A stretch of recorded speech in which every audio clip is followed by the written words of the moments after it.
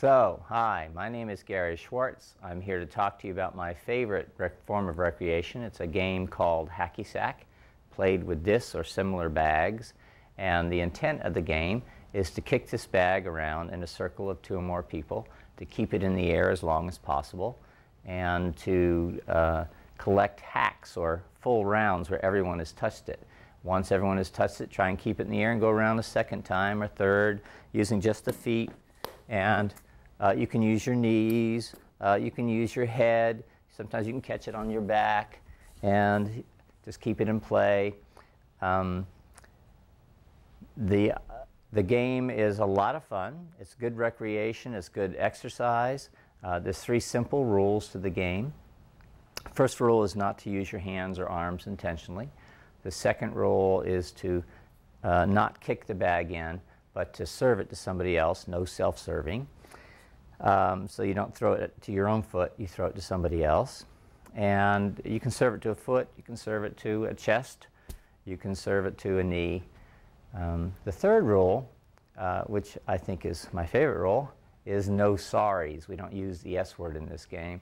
And it's because when I play with my friends, the object of the game is not to be good or to do it right. The object of the game is to have fun, to support each other in getting the hack around the circle. And if we get around once, twice, 3, just keep going. When you get into those upper numbers, sometimes the concentration of attention becomes so profound that people go into what the athletes call the zone. And to go into the zone collectively is quite ecstatic. The zone is that place where the mind pretty much stops and the attention is riveted in the here and now. Sometimes there can even be conversation going on, but when you're in the zone, there's a silence that comes from the background into the foreground. And it's a quite blissful and pleasurable experience. That's why athletes talk about it so much. And it's a place where one's performance can be enhanced. So often people in the game end up doing things they normally didn't think they were capable of, or doing it very precisely and very elegantly.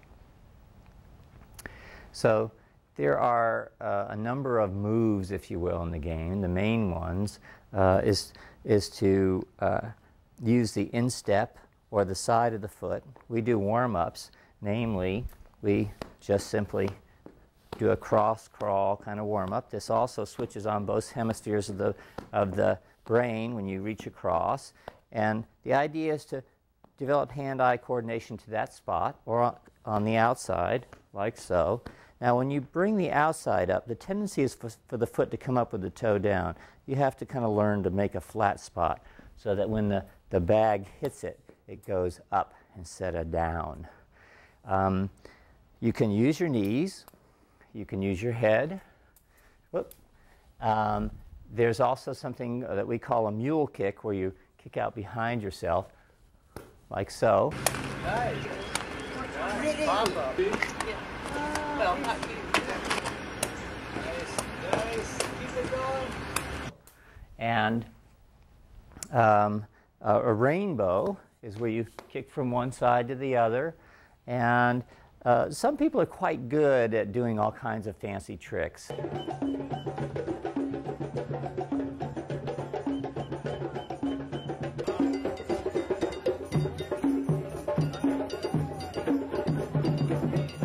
And the tricks are fun and no harm in them. It's great.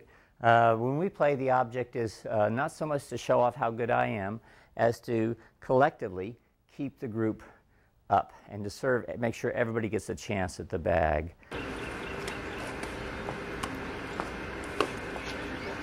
Nice. That's a hack. That's a hack.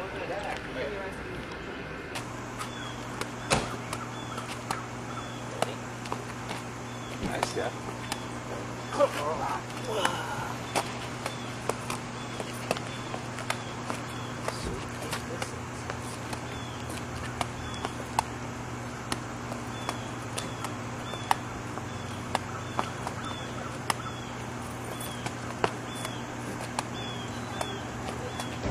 In our particular society and a lot of sections of our culture, there's a lot of pressure on us to do things right, to perform. You know, the No Child Left Behind thing is a lot about testing, about jumping through the hoops. And one refreshing thing that happens when I play with my friends is we take the focus off of doing it right.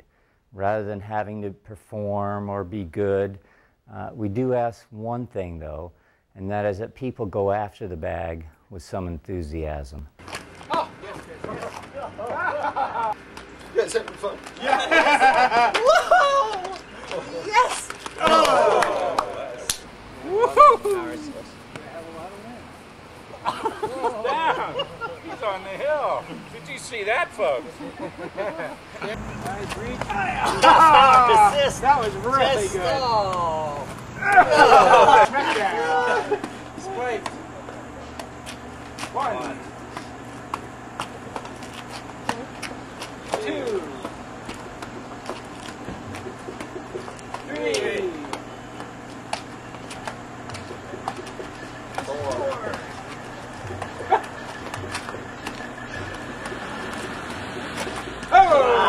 Five. Did that touch you? Yeah. 4 by 5, yes. 5 by 4. Very nice. 5 by 4. In the beginning, when you're first learning, it's enough just to get your foot on the bag, just to meet the bag.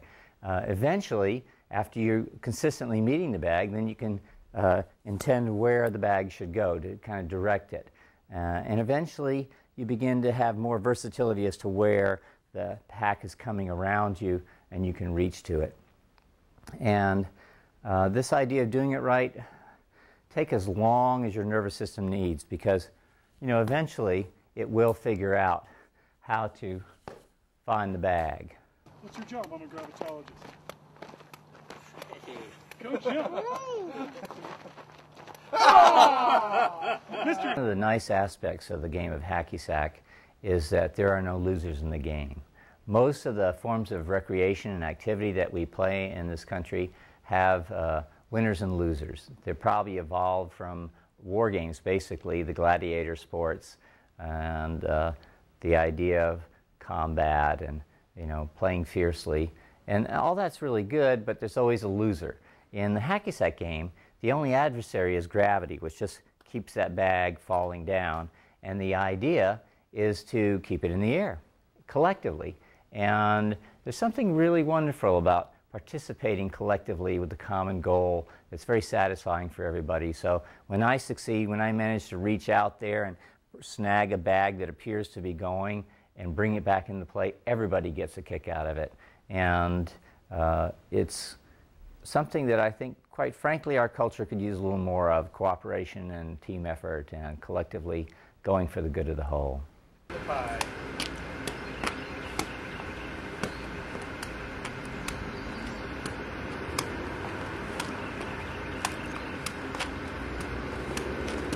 Yeah, nice up.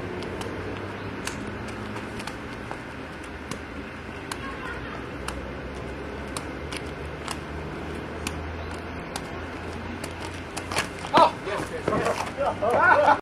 Along the lines of not having to do it right, we also make an effort to see the good and to praise it.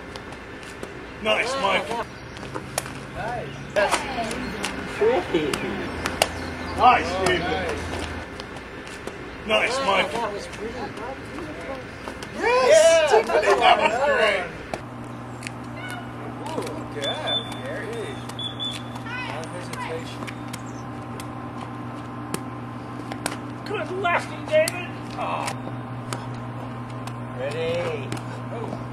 Oh, nice pickup, Brad. Nice. Pretty.